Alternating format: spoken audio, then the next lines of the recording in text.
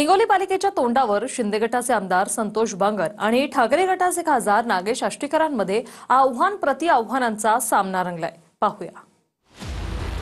शिंदेंच्या बंडावेळी त्यांनाच शिव्या शापांची लाखोली वाहून नंतर त्यांच्याच गटात जाणाऱ्या संतोष बांगरांची खासदार नागेश आष्टीकरांनी खिल्ली उडवली आहे. ठाकरेंचे खासदार लवकरच आमच्यात येतील असा दावा शिंदे गटाचे आमदार बांगर यांनी केला होता. अहो, खासदार नागेश पाटीलच हे आमचे आहेत, फक्त शरीराने तिकडे आहेत. बाकी सगळं तुम्हाला सांगतो की त्यांचं प्रेम आमच्यावरती आहे. ते बागर साहेब काय कस काय हिंगोली काय फिसकटला का काय जरा वाळू घसरली वाटायला पायाखालची म्हणून हे चालू आहे का? गणित जुळणं म्हणून तिकडे आहेत.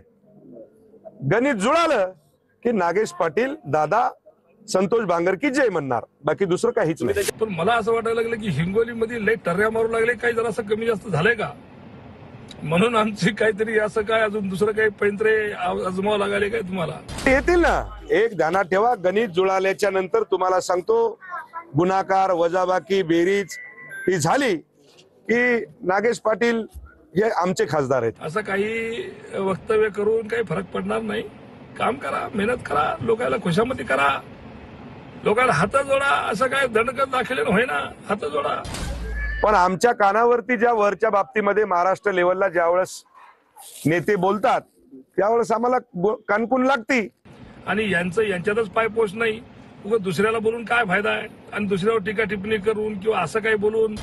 त्यामुळे मला असं वाटतं की नागेश पाटील हे शिवसेनेसोबत आहेत. ते एक हिंदी मध्ये शेर आहे, सबको मालूम है क्या है लेकिन साला कॉमेडी बड़ी अच्छी कर लेता है. असं भानगड आहे. तर त्याच्यामुळं याच्यावर काही ध्यान देऊ नका. तारीख ठरल ना, काही त्याला वेळ थोडासा. सगळंच तुम्हाला सांगल्याच्या नंतर तुम्हाला सांगतो काहीतरी. आता शिंदे साहेबाचं आणि फडणवीसाचं थोडस भानगडी चालल्यात की लगेच आपल्या बांगर साहेबांना सुरू केलं की नागेश पाटील आमचे असं आज नाही उद्या होणार, काय की गणित लागणार, काय की वजाबाकी गुणाकार ह्यो त्यो. यांना असंच काही ना काहीतरी केल्याशिवाय पर्याय नाही आहे. मित्रांनो, आपल्या जोरात काम करा. कोणत्याही परिस्थितीमध्ये उद्धव बाळासाहेब ठाकरेच्या पाठीशी खंबीरपणे उभे राहा.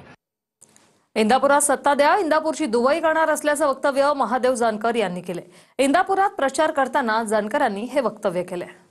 ह्या प्रदीप गारटकरांना तुम्ही नगराध्यक्षाचा उमेदवार करून ह्याचं पेनॉल त्यांच्या नेतृत्वातून यांच्या हातात सत्ता देण्याचा प्रयत्न करावा. आम्ही इंदापूरची दुबई केल्याशिवाय राहणार नाही. इंदापूरचा डेव्हलपमेंटच्या दृष्टीनं प्लॅनिंग करण्याच्या दृष्टीनं आम्ही कमी पडणार नाही, हे आपल्या इंदापूरवासींना विनंती करण्यासाठी मी आलेलो आहे. निवडणुकीपूर्वी भाजपनं माझं कंबरड मोडलं हे मला माहिती होतं. शहाजी बापू पाटलांनी ही टीका केली. पराभवानंतर मी भाजपवर आरोप केला नाही असं शहाजी बापू पाटील यांनी म्हटलंय. पण विधानसभेला मला पाडण्यासाठी भाजपनं शेकापला मदत केली असंही शहाजी बापू पाटील म्हणाले. शिंदे सेनेच्या शहाजी बापू पाटलांचा भाजपवर हा गंभीर आरोप. तर शहाजी बापू सांगोल्याचे जखमी शेर, तुमचा घात केला असं वाटत असेल तर शहाजी बापू मी तुमच्या पाठीशी असं शिंदे. निवडणुकीआधी मला माहिती होतं भाजपनं माझं कपाट मोडलेलं आहे, पण मी शांत राहिलो, काय बोललो नाही, टीका केली नाही. पराभवानंतर सुद्धा फडणवीस साहेबांवरून सांगतो मी भाजपवर आरोप केला नाही, पण भाजपने तर मदत शेका पक्षाला केली. मित्र तालुक्याला माहित होतं तरी आम्ही सहन केलं, कारण मित्र पक्ष आपला. बापूचा काही मित्रांनी विश्वासघात केला असला तरी सुद्धा हे एक मिनिट एकच मी सांगतो, तुमचा कार्यक्रम केला असं त्यांना वाटत असेल, पण तुमच्या माग हा एकनाथ शिंदे उभा आहे.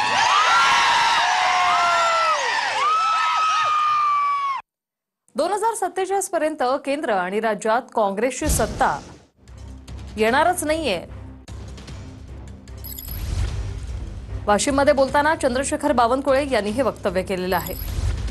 फडणवीस सरकार 1 कोटी मतांना जिंकून येणार असंही बावनकुळेंनी म्हटलंय.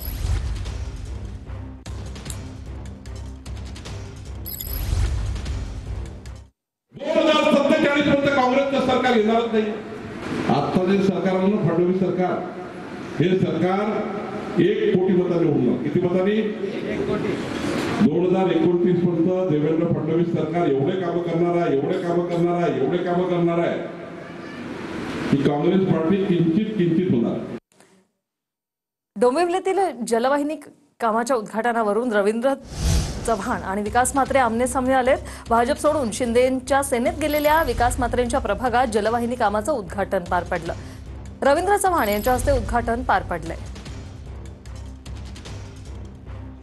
ज्या विश्वासाने तुम्ही मला प्रत्येक निवडणुकीमध्ये मतदान करता, असं मतदान करता की पूर्ण महाराष्ट्र पाहतं की रवींद्र चव्हाण याला भरभरून मतदान पडतं. यावेळेला फक्त एवढीच विनंती आहे की जो कमळावरती उभा राहील, जो कमळ चिन्हावरती उभा राहील त्याला मतदान यासाठी करा.